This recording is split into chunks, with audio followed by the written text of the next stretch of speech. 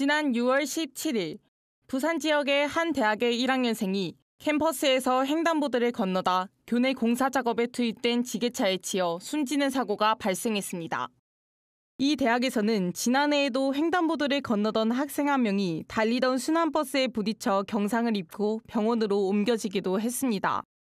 지난 3년간 국내 주요 17개 대학 캠퍼스에서 발생한 교통사고는 359건으로 2년 새에 60% 가까이 증가한 것으로 파악됐습니다. 대학 캠퍼스가 주로 산을 끼고 지어진 경우가 많은 탓에 경사로가 높아 사고 위험성이 높은 겁니다. 실제로 금정산을 끼고 있는 부산대 부산 캠퍼스의 경우 캠퍼스 내 도로 고도 차이가 76m에 달했습니다. 부산대 재학생을 대상으로 진행한 설문조사에 따르면 학생들이 뽑은 학내 가장 위험한 장소는 이곳 새벽벌 도서관 앞입니다. 정류장을 가로지르는 횡단보도, 경사도에 위치한 커브길 등 위험 요소가 많습니다.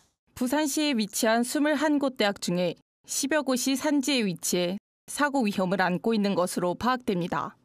이 도로에는 커브길도 심하고 경사도도 심하고 심지어 신호등도 없기 때문에 저는 항상 이 구간을 건널 때면 차가 갑자기 오지는 않는지.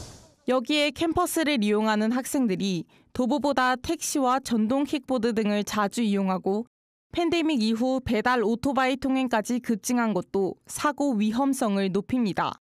도로교통공단 최진호 교수는 PM이 많이 다니면 많이 다닐수록 사고율이 높아진다며 전동 킥보드 이용 증가가 사고 위험성을 키운다는 점을 강조했습니다.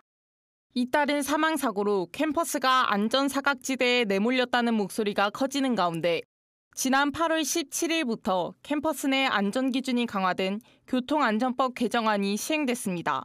우선 대학 캠퍼스 도로를 도로 외 구역에서 아파트 단지와 같은 단지 내 도로에 포함하고 도로의 설치와 관리 주체를 총장으로 규정해 안전관리 책임을 강화했습니다.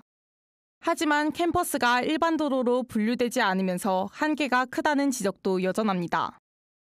이 캠퍼스 내 도로에 대해서는 횡단보도나 중앙선 침범이나 이런 것들은 사실 적용을 안 받기 때문에 뒤늦게 교통안전법 개정안이 시행되면서 대학이 학교별 특성에 맞는 개선 대책을 수립할 필요성이 커진 겁니다. 우리 대학교 캠퍼스 교통 부문에서 가장 큰 문제는 일단 명확한 비전이나 이런 구체적인 이행 계획을 가지고 있는 마스터 플랜이 부족하거나 있다고 하더라도 이제 제대로 실행되지 않는다는 점이죠. 부산대학교의 경우 교통용역업체에 의뢰 교통안정성 평가를 받아 자체 안전체계를 갖춰나가겠다는 입장입니다. 풀뿌리 K 이혜원입니다.